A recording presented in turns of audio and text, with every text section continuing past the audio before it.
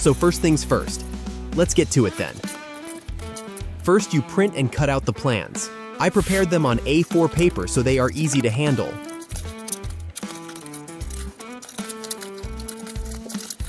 After you cut out all the parts, you start with making the new ones for the top of the fuselage. I am showing only 2 out of 5, but you get the idea.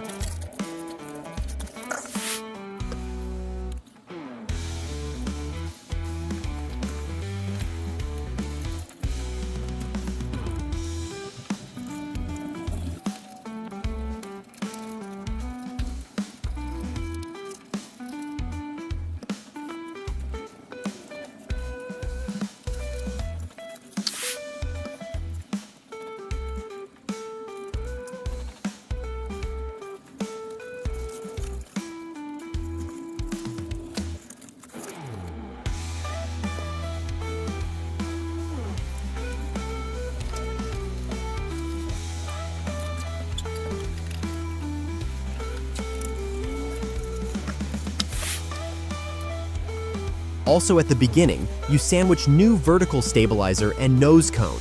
As the glue cures, you get on with the actual build.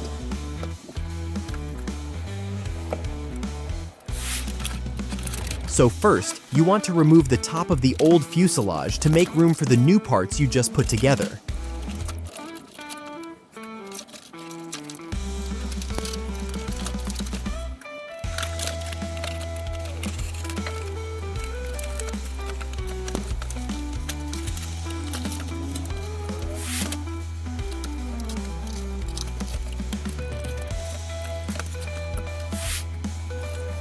The glue still cures, so you prepare elevator. As you have seen, you can use connecting rod from the original airplane. I wanted to have the assembly ready in no time, so I used good old hot glue. A bit of sanding on your controls for the ease of operation, and you just tape them over.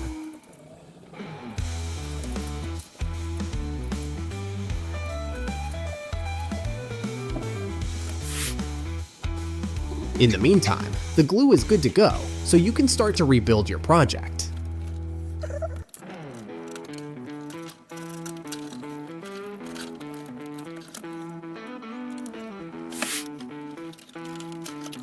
You can see here, you just put your new parts onto the old fuselage.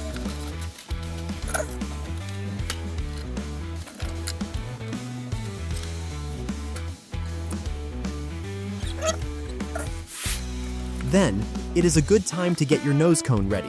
You use the shape templates to mark out the lines, and with knife, you carve out the shape you after.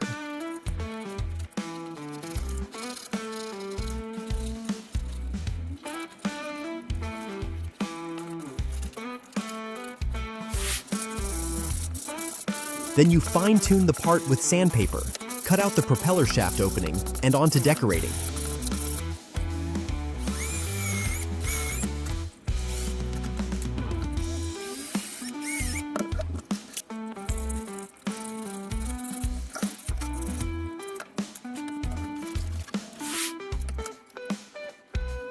I use narrow strips of packing tape for best possible results. In the end, I am quite happy with the outcome.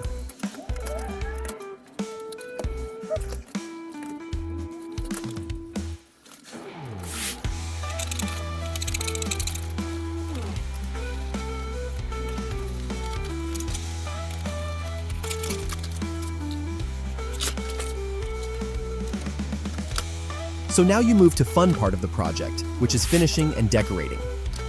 You start off with taping. In my case, I wanted to change colors and make it mostly white, because my wife/camera lady says it is easier for her to track the model in the air if they white.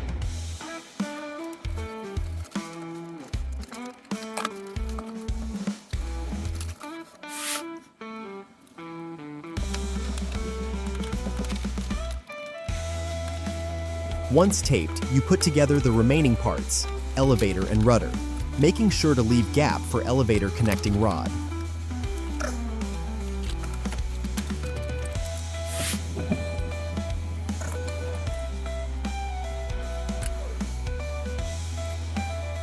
For hinges, I use mica plastic, reused from blinds, packaging and tape for reinforcement, and then onto the wing.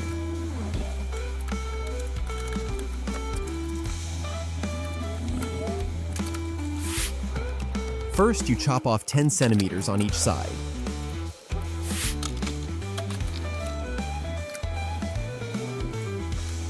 Then you fix the last fuselage bit on wing top.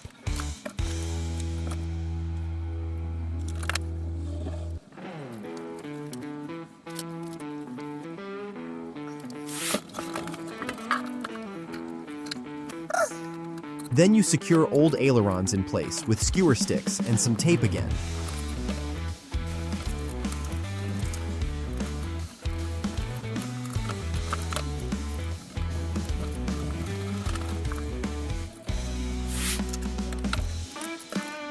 And you make new wingtips, sand them and tape, both for looks and durability.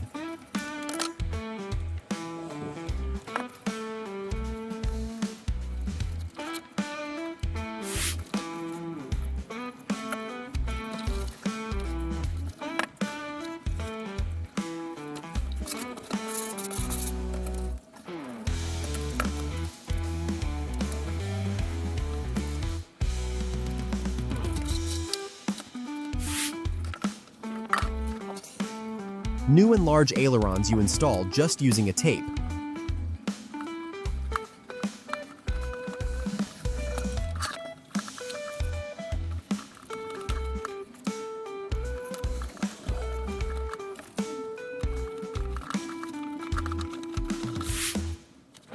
After that, you put in pieces of plywood to make struts attaching points.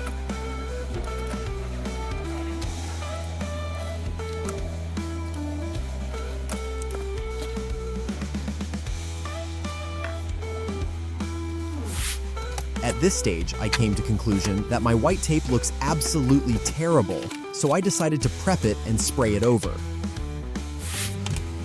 As the paint dries, you get on with preparing the details. Engine block, made from electric wire painted silver with my wife's nail polish and 2 pieces of foam.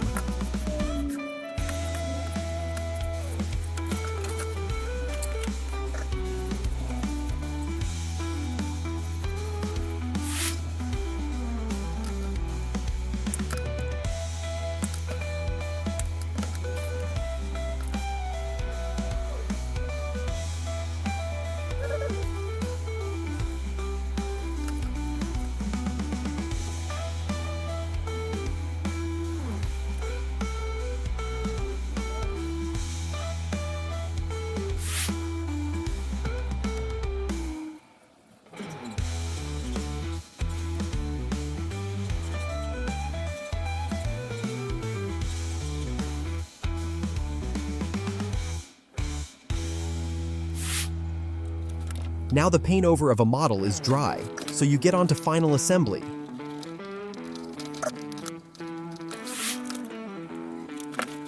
You glue in control horns, install bonnet and nose cone. For hinges and locks, I just use tape. I can't be bothered with some elaborate mechanism when my simple idea works and is practical.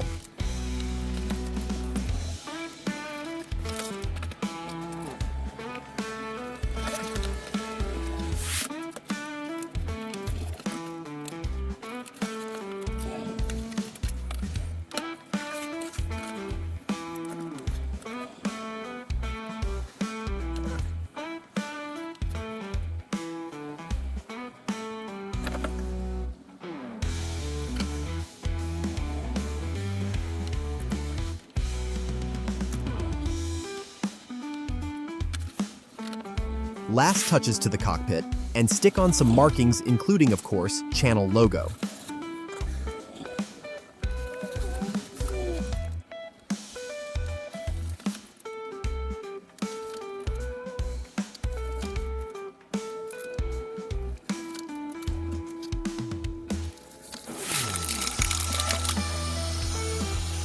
I decided to give my landing gear some fairings. Here is the process. I think they look pretty cool, but obviously it is not crucial.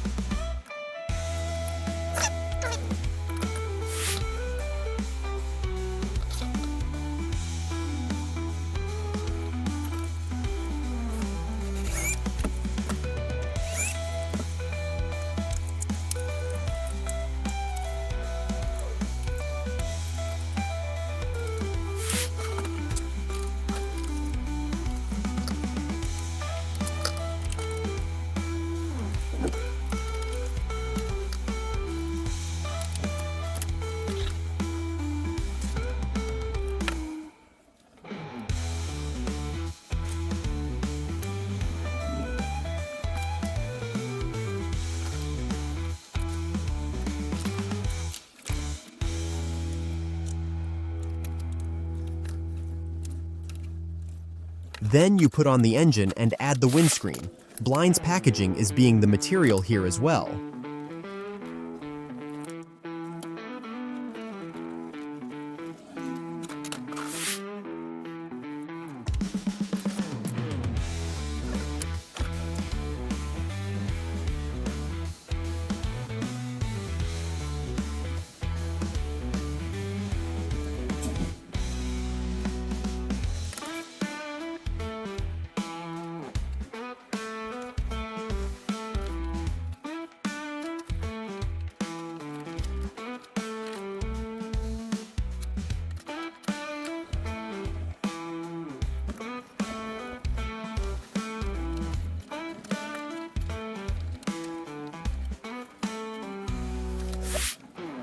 Also, I decided to add some balsa struts. Copper wire loops, hot glue, and tape make for the mounting points.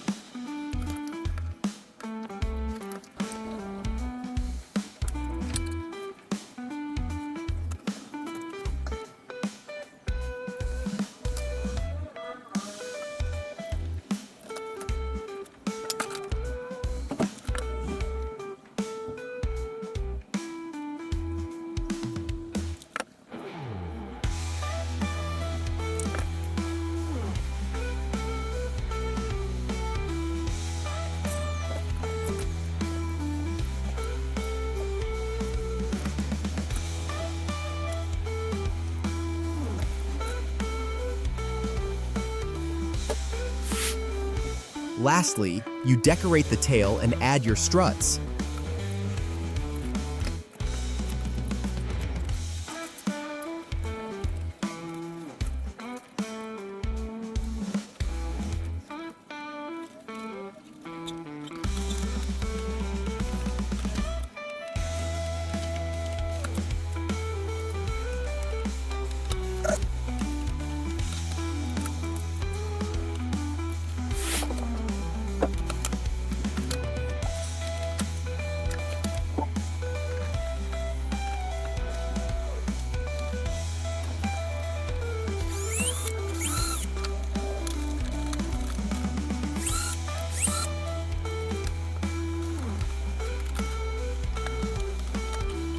So here I am, looking at finished plane and something is missing.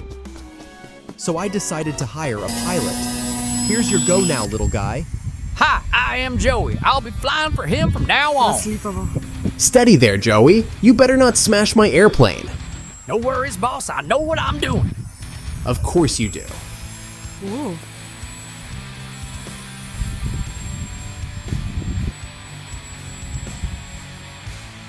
I'll find. Since you have lasted with us for so long, maybe you would consider subscribing, so you won't miss out on other projects. And at the same time, you would give me a boost on motivation. Thank you, and see you in another one.